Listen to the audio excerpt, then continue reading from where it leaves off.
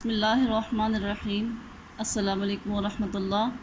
امید ہے پیارے بچوں کہ آپ سب خیریت سے ہوں گے، اور دعا ہے اللہ تعالیٰ سے کہ وہ آپ سب کو اپنی حفظ و امان میں رکھے، آمین ثم آمین۔ بچوں، آج جو ہم نے سبق پڑھنا ہے وہ ہے فتح مکہ، ٹھیک ہے۔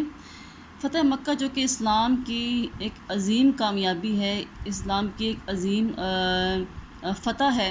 اس کے بارے میں پڑھنے کا ہمارا ایک مقصد ہے، وہ یہ ہے کہ آپ کے اندر ایسا جذبہ پیدا کیا جائے کہ بدلہ لینا جو ہے وہ ایک کمال کی بات نہیں ہے، معاف کر دینا ایک افضل بات ہے، ٹھیک ہے نا۔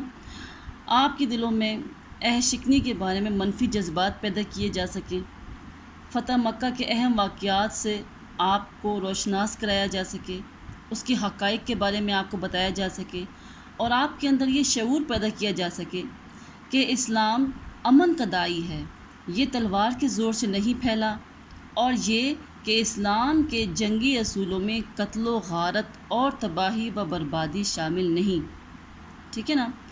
تو بچوں، اس سبق کو شروع کرنے سے پہلے ہم اس کے پس منظر کے بارے میں جانیں گے۔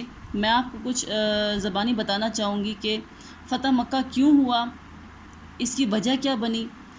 تو 6 ہجری کو نبی پاک صلی اللہ علیہ وسلم نے مسلمانوں کے ساتھ عمرہ کرنے کا ارادہ کیا، اور یوں دیکھتے ہی دیکھتے 1400 صحابہ کرام کا ایک لشکر تیار ہوا، اور آپ صلی اللہ علیہ وسلم عمرہ کے لیے روانہ ہو گئے۔ آپ صلی اللہ علیہ وسلم نے صحابہ کرام کو حکم دیا کہ آپ اپنی تلواریں نیام سے باہر نہیں نکالیں گے، تاکہ کفار کو یہ نہ لگے کہ ہم لڑائی کے لیے آ رہے ہیں، ٹھیک ہے۔ جب وہاں آدھے راستے آپ پہنچے تو پتہ چلا کہ خالد بن ولید جو تھے وہ آلریڈی وہاں پر کھڑے تھے اور لڑائی کے لیے تیار تھے۔ تو آپ صلی اللہ علیہ وسلم چونکہ لڑائی کی نیت سے نہیں آئے تھے، آپ عمرے کی نیت سے آئے تھے، آپ نے اپنا راستہ بدل دیا، اور یوں حدیبیہ کے مقام پہ آپ نے پڑاؤ ڈال دیا۔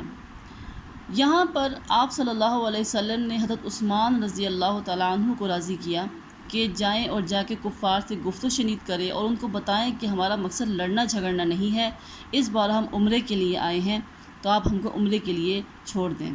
حضرت عثمان چونکہ ان کا ایک بڑا قبیلہ جو تھا وہ قریش میں آباد تھا، اور حضرت عثمان کا کافی اثر و رسوخ تھا مکہ میں، اس لیے امید تھی کہ ان کی بات قریش والے سن لیں۔ یہی ہوا، جب وہ مکہ گئے تو اہل قریش نے ان کو بڑی عزت دی اور ان کی بات سنی، اور ان سے کہا کہ آپ 2-3 دن یہاں پر ٹھہر جائیں، ہم 2-3 دن میں آپ کو فیصلہ کر کے آپ کو اس سے آگاہ کر دیں گے۔ وہاں مسلمانوں میں یہ خبر پھیل گئی کہ حضرت عثمان رضی اللہ تعالیٰ عنہ کو شہید کر دیا گیا ہے۔ نبی پاک صلی اللہ علیہ وسلم اس خبر کو سن کے بہت ہی رنجیدہ ہوئے اور انتہائی غصے میں آ گئے، اور آپ صلی اللہ علیہ وسلم نے حضرت عثمان کا بدلہ لینے کی بیعت کی۔ تمام صحابہ کرام نے آپ صلی اللہ علیہ وسلم کے ہاتھ پر بیعت کی، اور اس کو بیعت علی الموت بھی کہا جاتا ہے، کیونکہ اس کا مطلب یہ ہے کہ ہم اپنی جان قربان کر کے عثمان کا بدلہ لیں گے۔ اس کو بیعت رضوان کہا جاتا ہے، کیونکہ اس بیعت سے اللہ تعالیٰ راضی ہوا۔ جب کفار کو اس سچویشن کا پتہ چلا کہ مسلمان جو ہیں وہ غصے میں آ گئے ہیں، حضرت عثمان کے بدلے کے لیے لڑنے کے لیے تیار ہیں، تو انہوں نے گفت و شنید کو ترجیح دی۔ یوں انہوں نے ایک سہیل نامی شخص کو بھیجا، جو کہ انتہائی چالاک اور سمجھدار انسان تھا۔ اس شخص نے آ کر کچھ شرائط نبی پاک صلی اللہ علیہ وسلم کے سامنے پیش کی۔ نمبر 1 کہ اس سال عمرہ نہیں کریں گے، اگلے سال عمرہ کے لیے آ جائیں۔ نمبر 2 شرط یہ تھی کہ اب ہمارے درمیان 10 سال تک جنگ نہیں ہوگی، اور جو قبیلہ جس کے ساتھ چاہے مل جائے۔ بنو خزاعہ جس کا رجحان شروع سے اسلام کی طرف تھا وہ مسلمانوں کے ساتھ مل گیا، اور بنو بکر وہ قریش کے ساتھ مل گیا، اور ان دونوں کی آپس میں کافی جھڑپیں پہلے سے ہوتی رہتی تھیں ان دونوں قبائل کی۔ تیسری شرط یہ تھی کہ اگر تو کوئی آدمی قریش سے بھاگ کر مدینہ چلا گیا تو اس کو واپس کر دیا جائے گا، اور اگر کوئی مدینے سے اپنا اسلام چھوڑ کر مرتد ہو کر قریش واپس آ جائے، مکہ واپس آ جائے، تو اس کو واپس نہیں کیا جائے گا، ٹھیک ہے۔ یہ تیسری شرط تھی، اور جو صحابہ کرام تھے، جو مسلمان تھے، ان کو یہ شرائط بہت تکلیف دہ نظر آ رہی تھیں، کیونکہ بظاہر اس میں تمام شرائط مسلمانوں کے خلاف تھیں۔ حضرت عمر نے نبی پاک صلی اللہ علیہ وسلم سے عرض کی کہ یا رسول اللہ، ہم کیوں اتنا جھک رہے ہیں، تو آپ نے فرمایا کہ میں وہی کر رہا ہوں جس کا مجھے اللہ تعالیٰ نے حکم دیا ہے. یعنی کہ ان شرائط کو قبول کرنے کے پیچھے ایک حکمت چھپی ہوئی تھی جس کا صرف اللہ اور اس کے رسول کو علم تھا. اس معاہدے کو صلح حدیبیہ کہا جاتا ہے.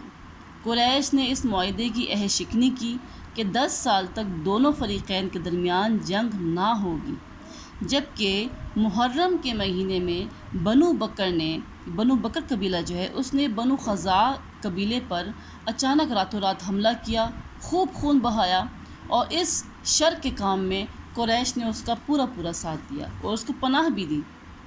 تو جب بنو خزاع نے نبی پاک صلی اللہ علیہ وسلم کو سارا ماجرا بتایا تو آپ نے قریش کے سامنے 3 شرطیں رکھی. ٹھیک ہے، پہلی شرط انہوں نے یہ رکھی آپ صلی اللہ علیہ وسلم نے کہ بنو خزاع کے مقتولین کا خون بہا دیں. نمبر 2 شرط یہ تھی کہ بنو بکر کی حمایت سے دستبردار ہو جائے، جیسے کہ یہ لکھی ہوئی یہاں پر. اور تیسری شرط یہ تھی کہ معاہدہ حدیبیہ کے ختم کرنے کا اعلان کریں. قریش نے انتہائی جلد بازی کا مظاہرہ کیا اور تیسری شرط کو قبول کر لیا. یوں معاہدہ جو صلح حدیبیہ کا معاہدہ تھا وہ ٹوٹ گیا. اس کے بعد ان کو اپنی غلطی کا جلد احساس ہوا، لیکن تب کوئی فائدہ نہیں تھا. نبی پاک صلی اللہ علیہ وسلم نے 10,000 کا لشکر تیار کیا اور 10 رمضان المبارک 8 ہجری کو مکہ مکرمہ کی طرف روانہ ہو گئے. منار الزہران کے مقام پر آپ نے پڑاؤ ڈالا جو کہ مکہ کے سامنے تھا، اور آپ نے صحابہ کرام کو حکم دیا کہ تمام میدان میں آپ لوگ پھیل جاؤ، اس طرح اپنے خیمے لگا لو اور اپنے خیموں کے سامنے آگ روشن کرو تاکہ مکہ کے اوپر اہل مکہ پر رعب ڈالا جائے کہ کتنا عظیم الشان لشکر ان پر حملہ آور ہونے والا ہے. جب اس صورتحال کا اہل مکہ کو پتہ چلا تو تحقیق کے لیے ابو سفیان بن حرب اور حکیم بن حزام اور بدیل بن ورقہ یہ حضرات تشریف لائے معلوم کرنے کے لیے کہ آخر کیا ماجرا ہے. تو ابو سفیان کو پکڑ کر نبی پاک صلی اللہ علیہ وسلم کے خیمے میں لے گئے. وہاں آپ صلی اللہ علیہ وسلم نے ان کو اسلام کی دعوت دی اور اس نے اسلام قبول کر لیا، اور ابو سفیان کو پہاڑ کی چوٹی پر کھڑا کر دیا گیا تاکہ وہ اللہ تعالیٰ کے اس عظیم الشان لشکر کو اپنی آنکھوں سے دیکھ سکے.